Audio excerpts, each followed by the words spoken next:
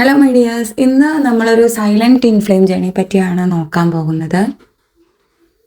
ഒരുപാട് ഹെവി കർമാസും കൊണ്ടുവരുന്ന DM വളരെയധികം സൈലൻ്റായിട്ട് മുന്നോട്ട് പോകുന്ന ഇത്തരത്തിലുള്ള ജേണിയിലൂടെ അനുഭവിച്ച് മുന്നോട്ട് പോകുന്നവർക്ക് വേണ്ടിയിട്ടുള്ള ഒരു അവയർനെസ് വീഡിയോ ആണിത്. അപ്പോൾ സൈലൻറ്റ് ഇൻഫ്ലെയിം ജേണി എന്ന് പറയുമ്പോൾ പേര് സൂചിപ്പിച്ചതുപോലെ തന്നെ DM ബബിൾ ഫേസിന് ശേഷം വളരെയധികം സൈലൻ്റ് ആയിരിക്കും എന്നുള്ളതാണ്. മേ ബി യൂണിയൻ ആകുന്നത് വരെ ഒരു സൈലൻറ്റ് ഇൻഫ്ലെയിം ആയിരിക്കും DM എന്ന് പറയുന്നത്.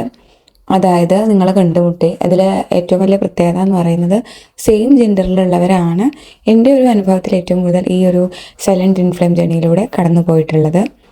അപ്പോൾ എൻ്റെ അടുത്ത് വരുന്ന സൈലൻറ്റ് ഇൻഫ്ലെയിം ജേണിക്കാരെല്ലാം ആൾമോസ്റ്റ് എല്ലാവരും സെയിം ജെൻഡേഴ്സ് ആയിരുന്നു. അതല്ലാത്തവരും ഉണ്ട്. അപ്പോൾ ഈ വന്ന ആളുകളൊക്കെയും അത് ട്രൂലി ഒരു പ്രാക്ടിക്കൽ അനുഭവത്തിൽ നിന്നും കൂടി പറയുന്നതാണ്. വന്ന ആളുകളൊക്കെയും അധികവും സെയിം ജെൻഡേഴ്സിലുള്ളവരായിരുന്നു. Male and male, female and female അങ്ങനെയായിരുന്നു. അപ്പോൾ അതല്ലാത്ത ആളുകളും റെയറായിട്ട് സൈലൻറ്റ് ഇൻഫ്ലെയിം ജേണിയിലുള്ളത് ഞാൻ കണ്ടിട്ടുണ്ട്. അപ്പോൾ ഭൂരിഭാഗവും സെയിം ജെൻഡേഴ്സ് ആയിരുന്നു. അപ്പോൾ ഇവർ ഈ ഒരു ടിൻ ഫ്ലെയിം ജേണിയിലാണെന്ന് തിരിച്ചറിയാൻ തന്നെ ഒരുപാട് കാലങ്ങളെടുക്കും. ഞാനൊക്കെയും DM എനർജിയെ കണ്ടുമുട്ടിയതിന് ശേഷം ഒരു ആൾമോസ്റ്റ് ഒരു 1 ഇയർ അല്ലെങ്കിൽ 1.5 ഇയർ ആ ഒരു ഡ്യൂറേഷൻ്റെ ഉള്ളിൽ ഇതൊരു ടിൻ ഫ്ലെയിം ജേണി ആണെന്ന് തിരിച്ചറിയുകയും സ്പിരിച്വൽ പാത്തിലെത്തുകയും ചെയ്തു എന്നുള്ളതാണ്. പക്ഷേ ഈ സൈലൻറ്റ് ഇൻഫ്ലെയിം ജേണിയിലൂടെ കടന്നു പോകുന്നവർ ഇവർ ടിൻ ഫ്ലെയിം ജേണിയിലാണെന്നും ഈ കണ്ടത് ടിൻ ഫ്ലെയിമിനെ ആണെന്നും ഒക്കെ തിരിച്ചറിയാനായിട്ട് കുറച്ച് കാലം എടുക്കും എന്നുള്ളതാണ്. പ്രത്യേകിച്ചും നമ്മളൊരു സെയിം ജെൻഡറിലുള്ളതാവുമ്പോൾ ഇത് ഇത്തരത്തിലുള്ളൊരു ബന്ധമാണെന്ന് മനസ്സിലാക്കിയെടുക്കാനായിട്ട് കുറച്ച് പ്രയാസം ഉണ്ടാവും. ഒരിക്കലും ഒരു റൊമാൻറ്റിക് റിലേഷൻഷിപ്പ് അല്ലെങ്കിൽ ഒരു ലവ് റിലേഷൻഷിപ്പ് എന്നുള്ള രീതിയിലൊന്നും ഇവരുടെ തോട്ട് പാറ്റേണുകൾ പോവുകയുണ്ടാവില്ല എന്നുള്ളതാണ്. ഇനി മറ്റൊരു കാര്യം എന്താ വെച്ചാൽ ഈ സൈലൻറ്റ് ഇൻഫ്ലെയിം ജേണിയിലൂടെ കടന്നു പോകുന്ന DFന് ഒരുപാട് കാർമിക് ക്ലിയറൻസ് ചെയ്യാനുണ്ടാകും. കുട്ടിക്കാലം തൊട്ടേ ഇവർ ഫാദർ, മദർ, സിബ്ലിങ്സ് തുടങ്ങിയ ആളുകളൊക്കെ ഹെവി കർമ്മ തരുന്നവരായിരിക്കും. വളരെയധികം ബുദ്ധിമുട്ടിക്കുന്നവരായിരിക്കും.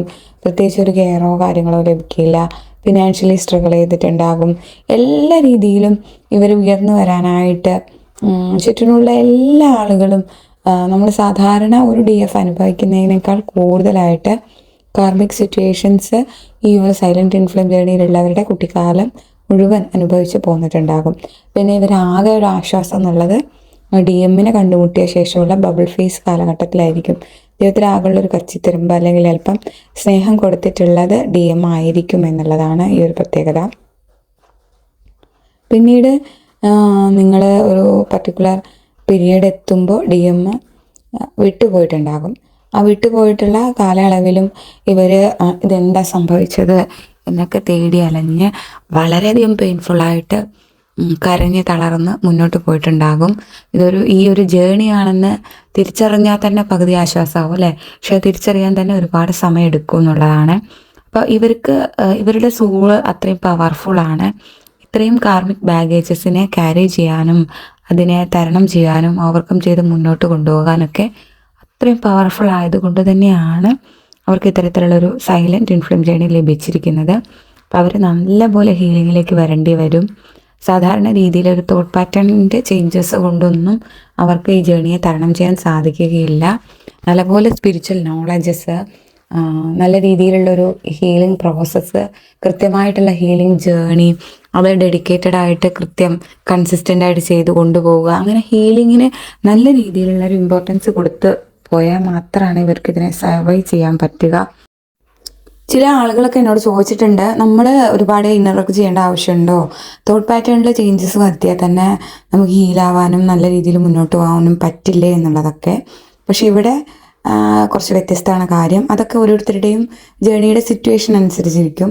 നിങ്ങൾ ഒരുപാട് കാർമിക് സാഹചര്യങ്ങൾ അനുഭവിച്ചു പോരുന്നവരാണെങ്കിൽ എൻ്റെ ഒരു അഭിപ്രായത്തിൽ തോട്ട് പാറ്റേൺ ചേഞ്ചസ് കൊണ്ട് മാത്രം സാധിക്കുകയില്ല. അപ്പോൾ എനിക്കൊക്കെ ഹെവി കാർമിക് ആയിരുന്നു ചുറ്റിനും ഉണ്ടായിരുന്നത്. അപ്പോൾ അതിനെക്കുറിച്ച് നിങ്ങൾക്ക് അറിയണം എന്നുണ്ടെങ്കിൽ ഒന്ന് കമൻറ്റ് ചെയ്യാം. പക്ഷെ സൈലന്റ് ഇൻഫ്ലുവൻസ് ജേണിയിലുള്ളവർക്കും പ്രത്യേകിച്ച് ഹെവി കർമാസ് ഉള്ളവർക്കൊക്കെയും ഈ തോട്ട് പാറ്റേൺ ചേഞ്ചസ് കൊണ്ട് മാത്രം സർവേ ചെയ്ത് മുന്നോട്ട് കൊണ്ടുപോകാൻ അല്ലെങ്കിൽ മര്യാദയ്ക്ക് ലൈഫിന് മുന്നോട്ട് പോകാൻ സാധിക്കുകയില്ല. നല്ല രീതിയിൽ കൃത്യമായിട്ടുള്ള ഇന്നർ വർക്കും പ്രാക്ടീസും കാര്യങ്ങളും ചെയ്താൽ മാത്രമാണ് കാർമിക് ട്രിഗേഴ്സിനെ തരണം ചെയ്യാൻ സാധിക്കുകയുള്ളൂ. അപ്പോൾ ഇന്നർ വർക്ക് ചെയ്യേണ്ടതിൻ്റെ ആഴം എത്രത്തോളം ചെയ്യണം എന്നുള്ളത് നിങ്ങളെ സാഹചര്യങ്ങളെ വിലയിരുത്തിയിട്ട് വേണം തീരുമാനിക്കാൻ. നിങ്ങൾക്ക് അത്ര പ്രയാസമൊന്നുമില്ല, ചെറിയ രീതിയിലുള്ള ഇഷ്യൂസ്, ഹസ്ബൻഡിൻ്റെ ഭാഗത്തു നിന്നുള്ള ചെറിയ ട്രിഗേഴ്സ് അങ്ങനെയൊക്കെ ഉണ്ടാവുന്നുള്ളൂ എന്നുണ്ടെങ്കിൽ നിങ്ങൾക്ക് തോട്ട് പാറ്റേണിലുള്ള ചേഞ്ചസ് കൊണ്ടൊക്കെ തന്നെ നിങ്ങൾക്ക് അതൊക്കെ ശരിയാക്കിയിട്ട് മുന്നോട്ട് കൊണ്ടുപോകാൻ സാധിക്കും. പക്ഷേ കുട്ടിക്കാലം തൊട്ടേ ഹെവി ആയിട്ടുള്ള കർമാസ്, ഫാദർ, മദർ, ചുറ്റുപാടുള്ളവർ, സിബ്ലിങ്സ്, അതുപോലെ ജോലി സ്ഥലത്ത് മൊത്തം കൊളാപ്സായിട്ട് കിടക്കുകയാണ്. എല്ലാ കാര്യത്തിലും ഒരു കച്ചിത്തുരുമ്പ് പോലും അവശേഷിപ്പിച്ചിട്ടില്ല എന്ന് പറഞ്ഞ പോലെ ഹെവി ആയിട്ടുള്ള ട്രിഗേഴ്സ് കിട്ടുന്ന ആളുകൾ നിങ്ങൾ തോട്ട് പാറ്റേൺ ചേഞ്ച് ചെയ്തുകൊണ്ട് മാത്രം മുന്നോട്ട് പോകാം, അല്ലെങ്കിൽ ചെറിയ രീതിയിൽ എന്തെങ്കിലും ചെയ്താൽ മതി, അങ്ങനെ ചെയ്ത് വിചാരിച്ചിരിക്കരുത്. അപ്പം അത്രയും പ്രശ്നമുള്ളൊരു ആളുകളാണ് ചുറ്റിനും. ഇപ്പോൾ നാർസിസ്റ്റിക് ആയിട്ടുള്ള ഹസ്ബൻഡ് അല്ലെങ്കിൽ വൈഫ്, ഇവരുടെ അടുത്തുനിന്ന് ഒരുപാട് ട്രിഗേഴ്സ് ലഭിക്കുന്നു. മെൻ്റലി മാത്രമുള്ള അബ്യൂസുകളല്ല, ഫിസിക്കലി കൂടി ഈ പാർട്ട്നേഴ്സ് അബ്യൂസീവാണ്, ഒരുപാട് വർഷങ്ങളായിട്ട് ഇത് സഹിച്ചുകൊണ്ട് പോകുന്നു, അല്ലെങ്കിൽ എന്തെങ്കിലും ഹെവി ആയിട്ടുള്ള അസുഖങ്ങളുള്ളവർ. അപ്പം അത്തരത്തിൽ നിങ്ങളുടെ കർമ്മേൻ്റെ ബാഗേജസ് എത്രത്തോളം ഉണ്ട് എന്നുള്ളത് ആദ്യം ഒന്ന് നിരീക്ഷിക്കുക. ഈ കാർമിക് ബാഗേജസ് ഒരുപാടാണ്, ഹെവി ആണെന്നുണ്ടെങ്കിൽ അത് ചെറിയ രീതിയിൽ നമ്മളെ വിട്ടുവീഴ്ച, അഡ്ജസ്റ്റ്മെൻറ്റ്, അങ്ങനത്തെ കാര്യങ്ങൾ കൊണ്ടൊന്നും മര്യാദയ്ക്ക് മുന്നോട്ട് കൊണ്ടുപോകാൻ പറ്റാത്ത തരത്തിലുള്ള കാർമികമാണ് നമ്മൾ ഈ ലൈഫ് ടൈമിൽ എടുത്തുകൊണ്ട് പോന്നിട്ടുള്ളത് എന്നുണ്ടെങ്കിൽ കൃത്യമായിട്ട് കൺസിസ്റ്റൻ്റ് ആയിട്ട് നിങ്ങൾ ഇന്നർ വർക്ക് ചെയ്താൽ മാത്രമാണ് അതിൽ നിന്നൊക്കെ കരകയറാൻ പറ്റുക. അപ്പോൾ നിങ്ങൾക്ക് ചുറ്റുമുള്ള സാഹചര്യങ്ങളെ വിലയിരുത്തി മാത്രം ഇതിന് ഞാൻ ചെറിയ രീതിയിൽ ചിന്തകൾ കൊണ്ട് പോസിറ്റീവായിട്ട് ചിന്തിച്ചത് കൊണ്ടും ലോ ഓഫ് അട്രാക്ഷൻ ചെയ്തത് കൊണ്ടും എനിക്ക് മുന്നോട്ട് കൊണ്ടുപോകാൻ പറ്റുമോ എന്ന് ആദ്യം നിങ്ങൾ മനസ്സിലാക്കുക. അപ്പോൾ ഇതുകൊണ്ടൊന്നും സർവേ ചെയ്യാൻ പറ്റാത്ത മിക്കവാറും സൈലൻറ്റ് ഇൻഫ്ലുവൻസ് ജേണിയിലുള്ളവരൊക്കെ നല്ല പെയിനിലൂടെ കടന്നു പോകുന്നതായിട്ട്, നല്ല രീതിയിൽ കാർമിക് ട്രിഗേഴ്സ് കിട്ടുന്നതായിട്ട് എനിക്ക് മനസ്സിലായിട്ടുണ്ട്. അത് സൈലൻ്റ് അല്ലാത്ത ഇൻഫ്ലുവൻസ് ജേണിയിലുള്ളവരും അപ്പോൾ ഞാനും ഒക്കെ തന്നെയും ഹെവി ആയിട്ടുള്ള കാർമിക് ബാഗേജസുമായിട്ട് മുന്നോട്ട് വന്നവരാണ്, ഈ ലൈഫ് ടൈം എടുത്ത് വന്നവരാണ്. അപ്പോൾ അവർ കൃത്യമായിട്ട് ഇന്നർ വർക്ക് ചെയ്ത് പോവുക എന്നുള്ളതാണ് എനിക്ക് പറയാനുള്ളത്. അപ്പോൾ അങ്ങനെ മുന്നോട്ട് പോകുമ്പോൾ മാത്രമാണ് സൈലൻറ്റ് ഇൻഫ്ലുവൻസ് ജേണിക്കാരും രക്ഷപ്പെടുകയുള്ളൂ.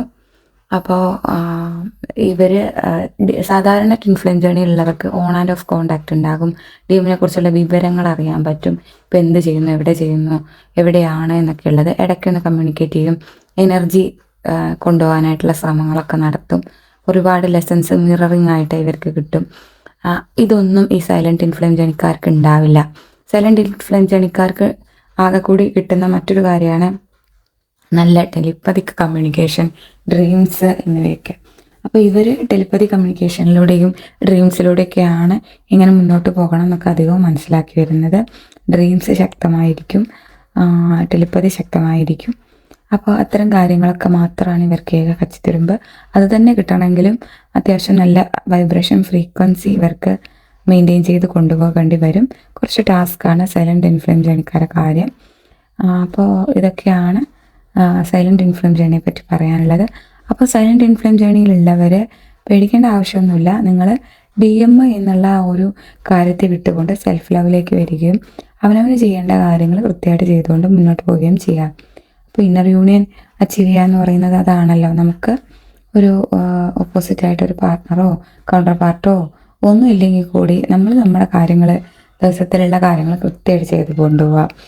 ലൈഫ് എന്ന് പറയുന്നത് കർമ്മങ്ങൾ കൃത്യമായിട്ട് ചെയ്ത് മുന്നോട്ട് പോകാനുള്ളതാണെന്ന് മനസ്സിലാക്കുമ്പോൾ, അതിൽ നിന്ന് സന്തോഷം കണ്ടെത്തുമ്പോൾ, ഈ ജേണിയുടെ ലാബിലൊക്കെ വിടുമ്പം സ്മൂത്തായിട്ട് നമുക്ക് മുന്നോട്ട് കൊണ്ടുപോകാൻ സാധിക്കുമെന്നുള്ളതാണ്.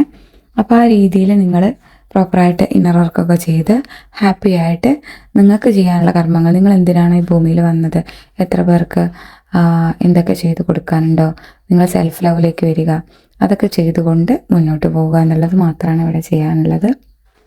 അപ്പോൾ ഡിയേഴ്സ്, നിങ്ങൾക്ക് സൈലൻറ്റ് ഇൻഫ്ലുവൻസ് ജേണിയെ പറ്റിയിട്ടുള്ള ഒരു അവയർനെസ് കിട്ടിക്കാണുമെന്ന് കരുതുന്നു. ഇനിയും സൈലൻറ്റ് ഇൻഫ്ലുവൻസ് ജേണിയെ പറ്റി ഡൗട്ട്സും കാര്യങ്ങളൊക്കെ ഉണ്ടെങ്കിൽ കമൻറ്റിൽ ചോദിക്കുക. കൂടുതൽ ഇന്നർ വർക്ക് സെഷൻസിനും ഗൈഡൻസിനുമായിട്ട് ചാനലിലുള്ള നമ്പർ കോൺടാക്ട് ചെയ്യാവുന്നതാണ്. ഇനി ഈ ഒരു ജേണിയിൽ ഞാൻ കടന്നു വന്ന കടമ്പകളെക്കുറിച്ച് അറിയണമെന്നുണ്ടെങ്കിൽ നിങ്ങൾ കമൻറ്റിൽ പറയുക, നമുക്കൊരു വീഡിയോ ചെയ്യാം. താങ്ക്